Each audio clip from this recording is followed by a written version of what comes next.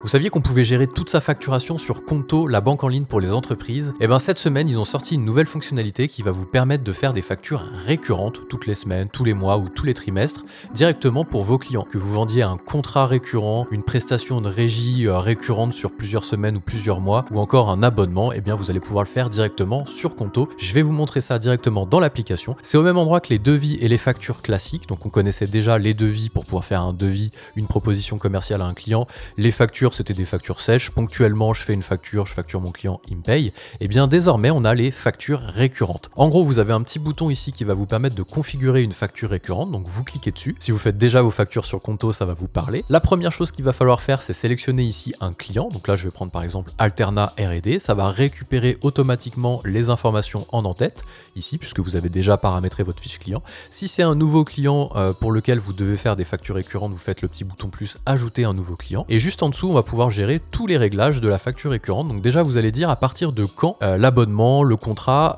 doit démarrer. Donc là, vous dites par exemple, on est le 7 mai, je vais faire démarrer le contrat le 1er du mois suivant. Donc on va dire que c'est le 1er juin. Date de fin, c'est optionnel. C'est est-ce que vous voulez que votre contrat, votre abonnement se facture sur une période limitée, par exemple de 6 mois, ou si vous voulez que il se facture sans date de fin et qu'il continue comme ça ad vitam aeternam jusqu'à ce que vous y mettiez fin vous manuellement. Donc là, vous laissez vide si vous voulez que la date de fin n'ait pas lieu. Vous choisissez la fréquence de facturation. Est-ce que c'est hebdomadaire, mensuel, trimestriel, annuel ou personnalisé? Vous pouvez même choisir ici tous les 4 mois qui ne respectent aucune règle de ce que l'on a vu au-dessus. Et ici, si on met en général, c'est des factures mensuelles qu'on fait. Vous choisissez les conditions de paiement. Est-ce qu'à partir de la date de facturation, donc là la première facturation aura lieu le 1er juin, puis ensuite le 1er juillet, etc. Quand est-ce que votre client est censé payer? Soit à la réception de la facture, donc le 1er juin pour la première facture, soit 15 jours après qu'il ait reçu la facture, 30 jours en général on met, ou si c'est un abonnement, ça peut être aussi un abonnement à facturation à la réception. Vous mettez un numéro de bon de commande, si vous a passé une commande pour votre abonnement, votre contrat de régie ou que sais-je, vous pouvez le mettre ici, BC nanani nanana. Vous pouvez rajouter un en-tête, donc c'est une description qui va s'afficher juste au-dessus. Ici, si vous voulez mettre des informations supplémentaires qui vont se mettre juste au-dessus des lignes de produits que vous allez pouvoir rajouter. Et ensuite, vous venez chercher les produits et les services que vous voulez facturer.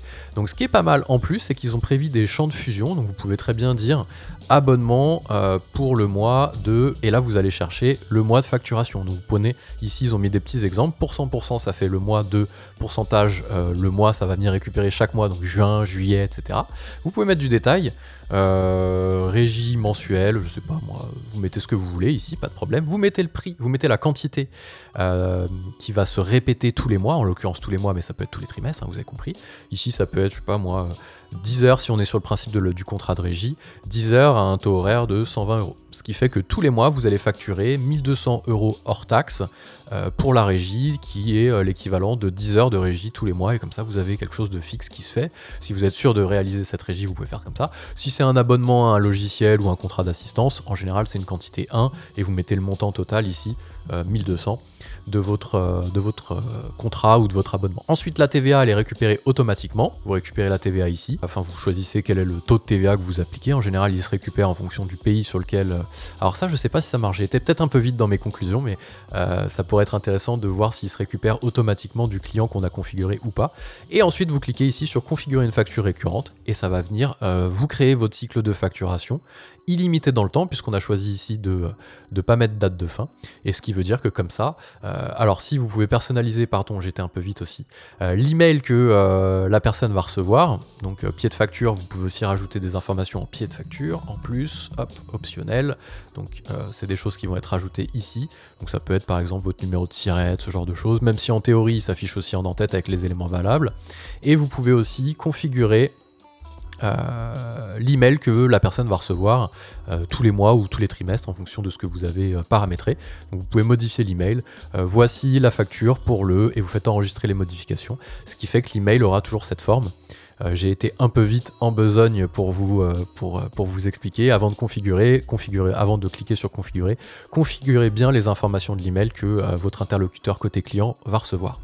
Voilà, vous faites enregistrer et ensuite les factures vont partir toutes seules.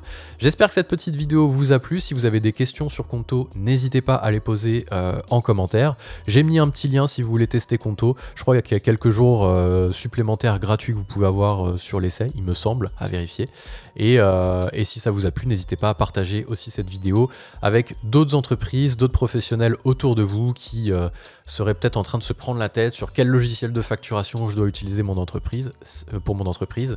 Sachez qu'on peut tout à fait faire ses factures directement sur Conto, ce qui ne vous oblige pas à avoir un logiciel de facturation, si tant est que vous ayez un cabinet comptable derrière qui vient se plugger directement à Conto pour récupérer vos factures, vente et achat, pour qu'il puisse tenir sa comptabilité lui de son côté. En général, on a tous un cabinet comptable, sauf si vous faites la compta en interne, vous n'avez pas forcément besoin d'utiliser un logiciel de facturation. Sauf si vous avez des besoins compliqués en termes de facturation. Bref, cet outro était beaucoup trop long, moi je vous dis à très vite.